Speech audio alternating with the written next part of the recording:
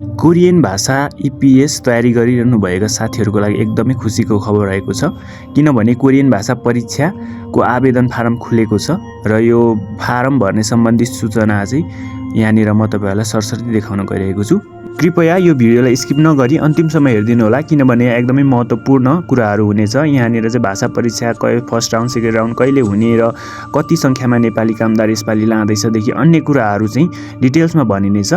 साथीहरू, यो सूचना चाहिँ 2080 मङ्सिर 19 गते प्रकाशन भएको हो। यहाँ के भनेको छ भने कोरियन भाषा परीक्षाको आवेदन फारम भर्ने सम्बन्धी अत्यन्त जरुरी सूचना। नेपाल सरकार श्रम रोजगार तथा सामाजिक सुरक्षा मन्त्रालय र गणतन्त्र कोरिया श्रम तथा रोजगार मन्त्रालय बीच सम्पन्न समझदारी पत्र MOU अनुरूप रोजगार अनुमति प्रणाली EPS अन्तर्गत गणतन्त्र कोरियामा नेपाली नागरिकलाई उत्पादनमूलक कामदारका रूपमा पठाउने सिलसिलामा उम्मेदवारको छनौट गर्न कोरियन भाषा परीक्षा सञ्चालन गर्ने सम्बन्धमा HRD सर्भिस अफ कोरियाबाट प्राप्त परीक्षा कार्यक्रममा सामेल हुन इच्छुक योग्य नेपाली नागरिकहरूबाट देखाए बमोजिम विवरणका आधारमा आवेदन फारम दर्ता गर्न हुन यो सूचना आह्वान गरिएको छ भनेको छ। अब चाहिँ तपाईँहरूलाई म्यानुफ्याक्चरिङको कामदारको लागि चाहिँ तपाईँहरूको लागि यो आवेदन खोलिएको रहेछ। अब यसमा परीक्षाको मिति चाहिँ भाषा परीक्षा EPS topic UBT language test first round चाहिँ उत्पादनमूलक क्षेत्र म्यानुफ्याक्चरिङको हुने रहेछ। परीक्षा मिति सम्बन्धी विस्तृत विवरण चाहिँ अहिले आइसकेको छैन।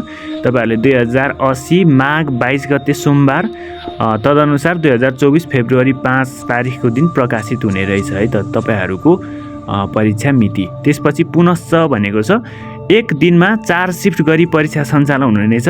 आवेदक सङ्ख्याका आधारमा परीक्षा तालिका फेरबदल हुन सक्नेछ। आवेदक सङ्ख्या बढी भएमा पहिलो दोस्रो गरी 2 चरणमा परीक्षा सञ्चालन हुनेछ।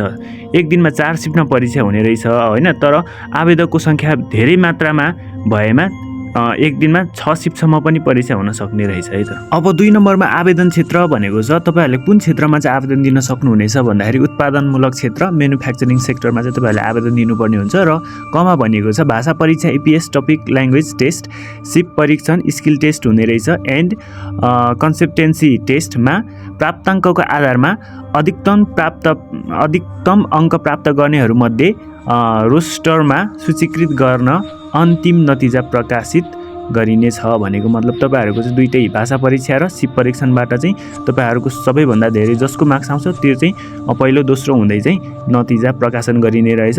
पुनश्च HRD सर्भिस अफ कोरियाबाट अनुमानित उत्तीर्ण सङ्ख्या 15,848 जना रहने जानकारीको लागि अनुरोध छ भनेको मतलब यो इक्जाम चाहिँ यो पटक चाहिँ फर्म तपाईँहरूको लागि कोटा चाहिँ 15,848 मतलब लगभग 16,000 जनाको लागि चाहिँ यो आवेदन खुलेको रहेछ। 16,000 जना चाहिँ लगभग कोरिया जान पाउनुहुने रहेछ। यसको मतलब तपाईँहरूलाई 16,000 भन्दा चाहिँ धेरैलाई नै पास गराउँछ, तर पछि अब जाने नजाने कुरा चाहिँ अब कोरिया सरकार नेपाल सरकारको बिचमा सम्म नै हुनेछ। त्यसैगरी खमा भनेको छ EPS टपिक ल्याङ्ग्वेज टेस्टमा उत्तीर्ण परीक्षार्थीहरूले दोस्रो चरणको स्किल टेस्ट एन्ड कन्सेप्टेन्सी टेस्टमा उत्तीर्ण भई स्वास्थ्य परीक्षणबाट समेत सफल भएपछि मात्र रोजगार आवेदन फारम जब एप्लिकेसन फर्म भर्न सक्नेछन् भनेको मतलब चाहिँ तपाईँहरूले ल्याङ्ग्वेज टेस्ट सबै टेस्ट पास भइसकेपछि मात्र तपाईँहरूको स्वास्थ्य परीक्षण हुन्छ, त्यसपछि मात्र जब एप्लिकेसन चाहिँ भर्न सक्नुहुन्छ। अब तपाईँहरूको आवेदन दर्ता प्रक्रिया 3 नम्बरमा भनिएको छ। आवेदन दर्ता भनेको चाहिँ इक्जामको लागि चाहिँ कहिलेदेखि फर्म भर्ने भन्दाखेरि 2080 पुस 2 गते सोमबारदेखि 6 गते शुक्रबार तदनुसार डिसेम्बर 18 देखि 22 गतेसम्म भनेको जम्मा 4 दिनभित्रमा चाहिँ तपाईँहरूले आवेदन भर्नुपर्ने हुन्छ। यो आवेदन भर्नको लागि चाहिँ तपाईँहरूले आफ्नै घरबाट पनि भर्न सक्नुहुन्छ यदि तपाईँहरूसँग ल्यापटपहरू छ भने। होइन भने म यहाँनिर आवेदन कसरी भर्छ भनेर एउटा भिडियो त्यही दिन बनाउने छु, जुन पुसको 1-2 गते नै म अपलोड गर्नेछु यसै च्यानलमा। त्यसको लागि अहिले नै सब्सक्राइब गरिरहनु होला, जुन चाहिँ तपाईँलाई एकदमै सजिलो हुनेवाला छ। त्यसैगरी खमा भनेको छ आवेदन दर्ता प्रक्रिया। तपाईँले आवेदन चाहिँ कसरी दिने भन्दाखेरि चाहिँ अनलाइनमा वेबसाइटमा गएर चाहिँ www.eors.epsnepal.gov.np भनेर लगइन गर्नुपर्ने हुन्छ र अनलाइनबाट मात्रै भर्नुपर्ने छ तपाईँहरूले आवेदन। तपाईँहरूले फिजिकल्ली पेपर पेन लिएर चाहिँ होइन अरू SLCको फर्म भरे जस्तो भर्न पाउनुहुन्न। तपाईँहरूले चाहिँ वेबसाइटबाट नै भर्ने हो, तपाईँले आफ्नै घरबाट पनि भर्न सक्नुहुन्छ होइन। छैन भने नजिकैको साइबरहरूमा गएर कम्प्युटर सपहरूमा गएर पनि त्यहाँ पनि भर्ने व्यवस्था हुन्छ र तपाईँहरूलाई यदि यो फर्म भर्ने भिडियो चाहिन्छ भने म यसै च्यानलमा अपलोड गर्नेछु।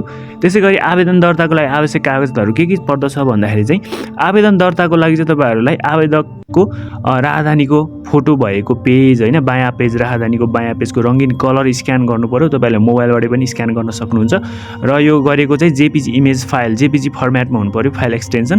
त्यसपछि विथ र हाइट पनि रहेछ, यसको विथ चाहिँ 600 पिक्सेल अप टु 100 KB, त्योभन्दा ठुलो साइज हुनु भएन, 100 KB भन्दा यो साइजहरू घटाउने। त्यसपछि 600 पिक्सेल कसरी राख्ने भन्ने कुरा म यसै च्यानलमा अर्को भिडियो बनाएर अपलोड गर्नेछु। त्यसको लागि चाहिँ च्यानललाई अहिले सब्सक्राइब गर्नु होला। अर्को आवश्यक कागजात रहेको छ, आवेदकले फारम भर्दा अनिवार्य रूपमा आफ्नै इमेल ठेगाना र मोबाइल नम्बर उल्लेख गर्नुपर्ने छ। यो चाहिँ एकदमै महत्त्वपूर्ण छ है साथीहरू। तपाईँहरूले फर्म भर्दै हुनुहुन्छ भने त्यसमा चाहिँ तपाईँहरूको आफ्नै इमेल हुनु पर्यो, किनभने तपाईँहरूलाई कोरियामा सेलेक्ट हुनुभयो भने चाहिँ तपाईँहरूको एप्लिकेसन एप्रुभ भयो भने चाहिँ इमेलमा आउने हो क्या। त्यही भएर त्यो इमेल चाहिँ तपाईँको आफ्नै हुनु पर्यो। इमेल बनाउनु भएको छैन भने पनि बनाउनुहोस्। त्यसपछि मोबाइल नम्बर चाहिन्छ, त्यो मोबाइल नम्बर पनि तपाईँको आफ्नै सिमबाट झिकेको युज गर्दा धेरै राम्रो। त्यही भएर अर्को पोइन्ट रहेको छ, आवेदन फारममा 3 महिना यता खिचेको भनेको हालसालै खिचेको फोटो चाहियो MRB साइजको। त्यसै गरी सेतो पृष्ठभूमि भनेको चाहिँ सेतो ब्याकग्राउन्ड भएको फोटो चाहिन्छ। त्यसपछि अप्पर चेस्ट देखिने भनेको चाहिँ छाती पुरा खुला देखिनु पर्यो, चौडा। त्यसपछि सेतो कपडा नलाएको, सेतो कपडा नलाउनु होला। रङ्गीन फोटो हुनु पर्यो भनेको चाहिँ ब्ल्याक एन्ड व्हाइट होइन कि तपाईँहरूले कलर फोटो युज गर्नुपर्ने हुन्छ। फोटोको साइज चाहिँ यहाँ विथ भनेको चाहिँ 100 हुनु पर्यो, हाइट भनेको 300 पिक्सेल हुनु पर्यो। फाइल टाइप चाहिँ ओन्ली जेपीजी हुनु पर्यो है। तपाईँहरूले PNG अरू एक्सटेन्सन हुन्छ त्यसमा चाहिँ तपाईँले जेपीजी मात्र युज गर्नुपर्ने हुन्छ। यसको साइज चाहिँ 15 KB भन्दा ठुलो हुनु भएन, 15 KB सम्मको चाहिँ मान्य हुनेछ। अनि फोटो स्क्यान गरी अपलोड गर्नुपर्ने छ, यो पनि स्क्यान गरेर अपलोड गर्नुपर्ने हुन्छ। त्यसै गरी 4 नम्बरमा रहेको छ परीक्षा सञ्चालन। परीक्षा सञ्चालन चाहिँ कसरी कहाँ हुन्छ भन्दाखेरि चाहिँ UBT बिल्डिङ भनेको चाहिँ भैँसी पार्टीमा सिफ्ट प्रणालीमा सञ्चालन हुनेछ। अब सिफ्ट चाहिँ पछि नै तपाईँहरूलाई तोकिनेछ, कुन सिफ्ट पर्छ तपाईँको त्यो थाहा हुँदैन, पछि नै तोकिनेछ। त्यसै गरी यो चाहिँ भैँसी पार्टीमा हुनेछ। परीक्षामा सामेल हुनुभन्दा 1 दिन अगाडि EPS कार्यालय ग्वार्खोमा आएर बायोमेट्रिक रेजिस्ट्रेसन गर्ने। तपाईँहरूले चाहिँ परीक्षा हुनुभन्दा अगाडि एकपटक चाहिँ तपाईँहरूको बायोमेट्रिक स्क्यान, हातहरूको औँठा छापहरू, आँखाहरू स्क्यान गर्नुपर्ने हुन्छ। र परीक्षाको दिन परीक्षा सञ्चालन हुनुभन्दा 2 घन्टा अगाडि नै भवनमा पुगिसक्नुपर्ने हुन्छ। तपाईँहरूको त्यहाँनिर चाहिँ फेरि डाटा एन्ट्री गर्नुपर्ने हुन्छ होइन, कहाँ पऱ्यो के गर्यो कति सिपमा। त्यही भएर चाहिँ एकदमै अगाडि नै जानु होला। अब तपाईँहरूलाई चाहिँ यो आवेदन दिनुको लागि चाहिँ योग्यता चाहिँ कस्तो हुनुपर्छ भन्दाखेरि उमेर चाहिँ 18 वर्षदेखि 39 वर्षभित्रको हुनु पर्यो। भनेको मतलब म नेपालीमा भनिदिन्छु, 2040 पुस 4 गतेदेखि 2062 पुस 3 बिचको हुनु पर्यो तपाईँको उमेर। त्यसपछि तपाईँहरूले चाहिँ यसमा आवेदन दिन सक्नुहुन्छ। त्यसपछि कुनै पनि फौजदारी अभियोग नलागेको होइन। त्यसपछि गणतन्त्र कोरियामा गई गैर कानुनी गतिविधिमा संलग्न भई वा गैर कानुनी रूपमा बसोबास गरी कोरियाबाट फिर्ता नपठाइएको। भनेको मतलब तपाईँहरूले पहिले नै कोरिया गएर त्यहाँबाट फौजदारी अभियोग लागेर फर्किनु भएको छ, र अथवा स्टुडेन्ट भिजामा गएर लुकी काम गरेर होइन त्यसमा पनि पक्रेर तपाईँलाई चाहिँ नेपाल पठाइएको छ भने चाहिँ तपाईँहरूले यसमा अप्लाई गर्न पाउनुहुन्न, किनभने तपाईँको अलरेडी डेटा उहाँ इन्ट्री नै भइसकेको हुन्छ है तपाईँहरूको पासपोर्टबाट। त्यही भएर अनि कोरियामा E9 र E10 भिजामा 5 वर्षभन्दा कम अवधि बसेको पहिल्यै जानु भएको छ र 5 वर्षभन्दा कम अवधि बस्नु भएको छ भने पनि अप्लाई गर्न पाउनुभयो। त्यसै गरी कलर ब्लाइन्डनेस, कलर विकनेस र डिस्क एन्ड फिङ्गर अपुम्नेसन भनेको चाहिँ तपाईँहरूको अब अलिअलि कलरहरूमा एकदमै कन्फ्युजनहरू छ भने होइन, कलरहरू चिन्न सक्नुहुन्न भने होइन, डिस्क एन्ड फिङ्गर अपुम्नेसन भनेको कुनै पनि अङ्गभङ्गहरू भएको छैन भने तपाईँहरूले अप्लाई गर्न सक्नुहुन्छ। त्यसै गरी सन् 2023 भित्र EPS टपिक परीक्षाका लागि आवेदन नदिएको भन्नुको मतलब यसमा चाहिँ एकदमै विवादित छ साथीहरूको होइन। यसको विषयमा चाहिँ म अर्को भिडियो यहाँ अपलोड गरेको छु, त्यो हेर्नु होला। 2023 भित्र चाहिँ EPS टपिक परीक्षाको लागि चाहिँ आवेदन नदिएको, 2023 मा आवेदन नदिएको तर एक्जाम दिएकोले पाउने नपाउने त्यो म अर्को भिडियो बनाउँछु है त, यही गरेर हेर्नु होला भित्र। अब परीक्षा शुल्कको कुरा गरौँ। परीक्षा शुल्क चाहिँ अमेरिकी डलर 28 तिर्नुपर्ने हुन्छ, जुन चाहिँ नेपालीमा अहिले कन्भर्ट गर्दा 4000 जति पुग्छ होइन। आवेदन दिँदाखेरि चाहिँ तपाईँहरूले चाहिँ त्यो दिनको डलरको भाउ अनुसार तपाईँहरूले तिर्नुपर्ने हुन्छ। र यो तिर्दाखेरि चाहिँ फर्म भर्दा नै तपाईँहरूको eors.epsnepal.gov.np बाट तपाईँहरूले फर्म भर्दै नै केबाट तिर्ने भन्ने कुरा त्यहाँ अप्सनमा आउँछ। सेवा खल्ती जे पनि हुनसक्छ है, त्यो त्यही दिनै तपाईँहरूले तिर्नुपर्ने हुन्छ यसमा चाहिँ, र त्यही दिनको डलरको भाउ अनुसार तिर्नुपर्ने हुन्छ।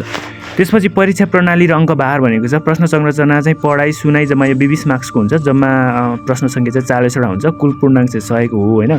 समयावधि 50 हुन्छ। 50 मिनटभित्रमा चाहिँ तपाईँहरूलाई यो 40 वटा क्वेसनलाई चाहिँ हल गरिसक्नुपर्ने हुन्छ। त्यसै यहाँ भनेको छ EPS टपिक वस्तुगत भनेको मल्टिपल चोइस क्वेसन हुन्छ। 4 वटामा तपाईँले एउटा सही एन्सर छान्नुपर्ने हुन्छ। र तपाईँहरूको लिसनिङ र रिडिङ चाहिँ लगातार परीक्षा हुन्छ, तपाईँहरूको बिचमा ग्याप हुँदैन है। र अन्त्यमा तपाईँहरूले चाहिँ इन्डस्ट्रिज र सब क्याटेगोरिज भनेको छ आवेदकहरूले म्यानुफ्याक्चर अन्तर्गत तपाईँहरूले चाहिँ सब क्याटेगोरिजमा चाहिँ कुनै 3 मध्ये 1 छान्न सक्नुहुन्छ, जसमा एसेम्बल, 2 मा मेजर र 3 मा जोइन भनेको छ। तपाईँहरूले कुनमा छान्न सक्नुहुन्छ, कुनै एकमा, तर 3 वटै छान्न सक्नुहुन्न। र यहाँ कालोमा र यहाँ अन्तिममा भनेको छ इन्डस्ट्री र सब क्याटेगोरिज अन्तर्गत आवेदकहरूले चाहिँ म्यानुफ्याक्चर अन्तर्गत निम्न सब क्याटेगोरी मध्ये कुनै एक मात्र छान्नुपर्नेछ, जसमा चाहिँ 1 मा रहेको छ एसेम्बल, 2 मा मेजर र 3 मा चाहिँ रहेको छ जोइन। तपाईँहरूले यसमध्ये एउटा मात्र छान्नुपर्ने हुन्छ, 3 वटै चाहिँ छान्नु पर्छ। अन्तिममा कोरियन भाषा उत्तीर्ण हुनु भनेको रोजगारीको छनौट प्रक्रियामा सामेल हुनु हो, रोस्टरमा सूचीकृत हुनु हो।